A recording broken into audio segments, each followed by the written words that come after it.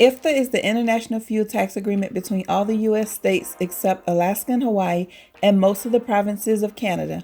This agreement establishes the concept of one fuel use license and one administrative-based jurisdiction for each licensee. In this video, I'm going to walk you through completing your quarterly IFTA tax return.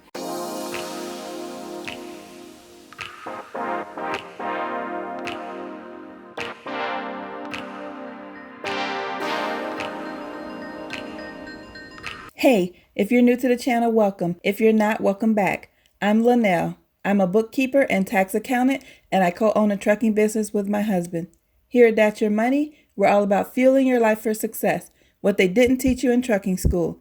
So if you want to know all about growing a successful trucking company like we did, subscribe to the channel so you won't miss any of our upcoming videos. In this video, I'm going to walk you through step-by-step how I file our IFTA taxes. As long as you have all of your fuel receipts handy and your ELD sends you the miles driven in each state, the overall process should take you no more than an hour every 3 months. First, I put the details of the fuel receipts in an Excel spreadsheet. This not only helps me calculate the gallons needed for IFTA, but it gives us an overall look at which states have the lowest fuel prices. As I go through each receipt, I enter the date, the state, the price, and the gallons. I do not include DEF, only the fuel that was purchased.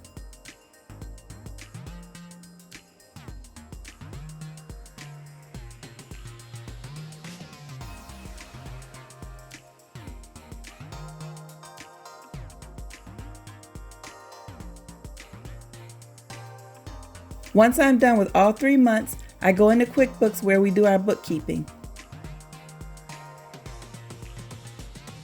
I check the profit and loss statements for the quarter, which in this case is April 1st through June 30th.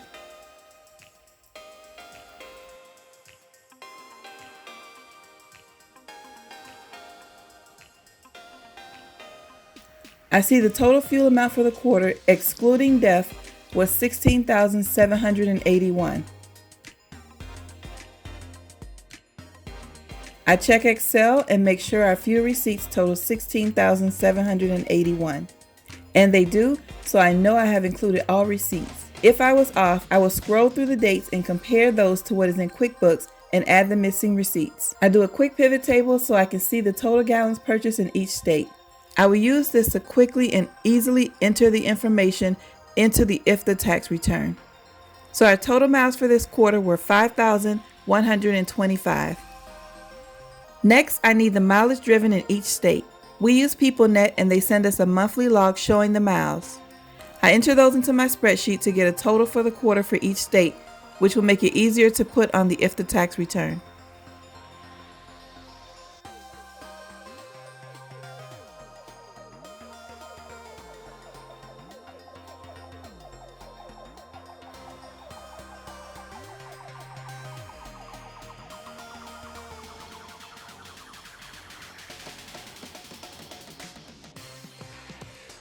When I'm done, I verify that my totals match the monthly total on the PeopleNet reports. April should be 12,067, May should be 12,620, and in June we took a week vacation, so our miles should only be 9,302. This means that we have driven a total of 33,989 miles for the quarter. Now we have everything we need to complete the IFTA tax return. Hopefully your fuel efficiency is a little better than our 6.63. But this quarter we drove through quite a few mountainous areas from Kentucky to Pennsylvania, so it is what it is, right? Now let's head over to the Georgia Tax Center website and log in. Your truck should be registered in the state that you live in, which obviously is where the tag is registered, and that is the state that you will file your IFTA tax return. Because this is an international fuel agreement, all states and provinces in the system will use a similar format.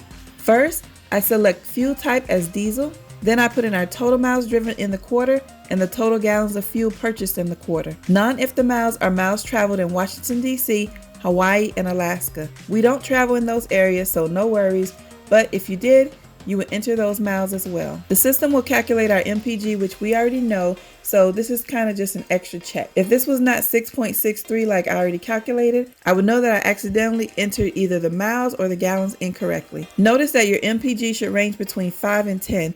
Anything above or below that could trigger an audit because the average MPG for big trucks is 6.5. So be mindful that you're entering your numbers correctly. You're only going to complete these fields that are colored. The other ones that are not colored have formulas and they'll update automatically. Fuel type, all of these will be D for diesel. Jurisdictions just means your state. As you go down for each state, you'll notice that the rates are automatically entered. Now, I'm entering the miles first, and I'll go back later and enter the gallons of fuel next, so those amounts will decrease in just a moment. Now, notice that as I enter the gallons of fuel, the amount due is decreasing. If the end result is a positive number, that is the amount we will owe. If it's a negative number, that means we bought more than enough fuel in that state, and the excess can offset the amount we owe in another state. The state of Georgia will break up your payment so you don't have to pay each individual state, and they will adjust the credits and debits so all you have is one payment. Or in some cases, you can even get a refund, which we have received a refund in the past. There are 2 states that require a surtax, Kentucky and Virginia. We already entered one line for the miles and gallons. At the bottom here, I added another line for the surtax only. The system will calculate both lines. The next page shows the totals. The report will show the miles and gallons that you entered at the beginning and the actual amount of miles and gallons that were entered into the detail section. As you can see, because of rounding, my miles are off by 1 and my gallons are off because I missed a couple of states and the Kentucky and Virginia numbers got adjusted when I entered the surtax lines. No worries, I just go back and adjust them until they're perfect and voila. If you watch any of our previous videos, you know we like to give a little bonus information. I want to point out something that you may or may not have noticed. The IFTA tax return is not based on how much you spent in each state, but rather how many gallons you purchased. We purchased most of our fuel in Kentucky, Georgia, and Pennsylvania. We drove 4,000 miles in Tennessee, and we didn't buy any fuel this quarter from that state. If we go back to our spreadsheet and sort the receipts by price, we see that Pennsylvania has the most expensive fuel on these routes that we went to, and South Carolina, Georgia, and Kentucky have the least expensive fuel prices. It's a given that fuel is less expensive in the southern states.